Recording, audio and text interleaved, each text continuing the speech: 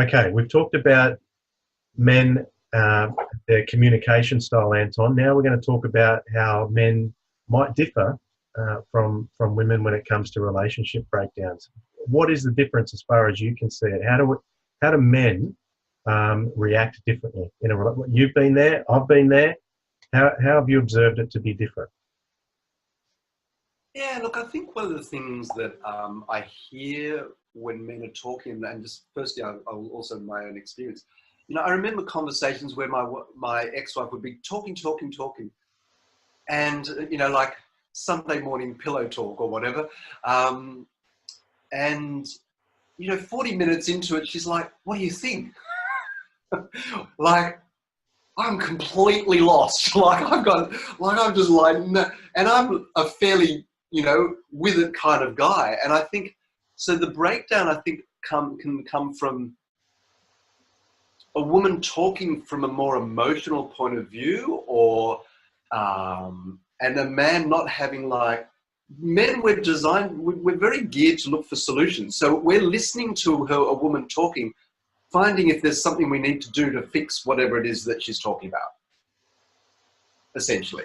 Yeah. Okay? Like, you're waiting to work out, now does this mean I'm meant to change when I put out the garbage or what? I'm being a bit facetious, but you get the idea. And there's a great film clip out there. It's Not About the Nail. I mean, look that up on YouTube. It just absolutely encapsulates women talking and men trying to fix it. It's hysterically funny. It's maybe 2 minutes at the most. It's a fantastic clip. And I got alerted to that by John Gray, who wrote Men Are From Mars, Women Are From Venus, at a talk. Yeah, anyway. So, yeah, I think with men not being able to respond like that, women then just try to talk more, right? Or they'll go into nagging or whatever way it's playing out, there.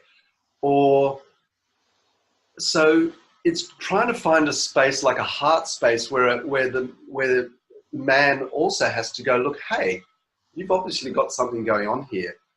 Let's talk about this, but I need to listen with my heart. And so many, I don't know what the stats are. I remember hearing it's women who leave men much more than men who leave women. Is actually this. I'm pretty sure that's correct. So, I mean, yes, men have, so regardless of affairs and or whatever other reasons there are out there. So, and I think that's the women, you feel like they're just up against a brick wall, So men also, I think, need to learn a bit of flow and flexibility somehow. And and it's trusting in the vulnerability again to go, oh, I can feel vulnerable and a bit soft here. And it doesn't mean I'm weak or it's all going to fall apart. So, I don't think there's any one answer there, Dwayne, but certainly for me, I realized I am not holding space for my woman in the way that I need to, and I mean, I've hopefully learned to do that a whole lot more now. And so she just felt a little bit unheard and uncared for, even though I think I'm caring for her. I think a lot of men think, but I'm doing all the right things. I'm going off to work and I'm there for the kids and I'm this and I'm that. Because we're doers, we're doing all this stuff, which we've been told to do. How is this woman leaving me if that's what's happened? So, yeah, anyway, that's just probably just a deep, big subject, but that's just one thing that I've experienced, maybe at a more personal level. Yeah. Going back to my question, that explains very well the lead up to the breakdown. But what I've noticed is that women seem to have a tendency straight after the breakup to be able to quickly get on with things and do what they need to do, whereas men have more of a tendency to fall into a hole. And I don't know if you agree, but it could be because if a woman is thinking of leaving her partner, then she may have been dealing with that in her own mind for a long period of time before that actually happens. So she's prepared and it comes as a shock to the guy. I suspect that is what's happening. Would you agree with that? Yeah, I think that's definitely, yeah. By the time she's gone, that's it, it's over. Or, like, this is really, well, I'm getting ready to do something here. Yeah, it's been a long journey probably for her, whereas it could be totally news to him. Not always, but yeah, I'd agree with that strongly. So it's a shock for the man, often. So would you say that that's probably the primary reason for depression in men, relationship breakups? It's a huge one. And I mean, I think the stats show, men between whatever 46 and, 45 and 55, which is a common marriage breakdown age, I guess, are a grave danger of serious mental issues, suicide, all those kind of things. Like it's a spike. And yeah, so I was 45 or 46, it was seriously confronting.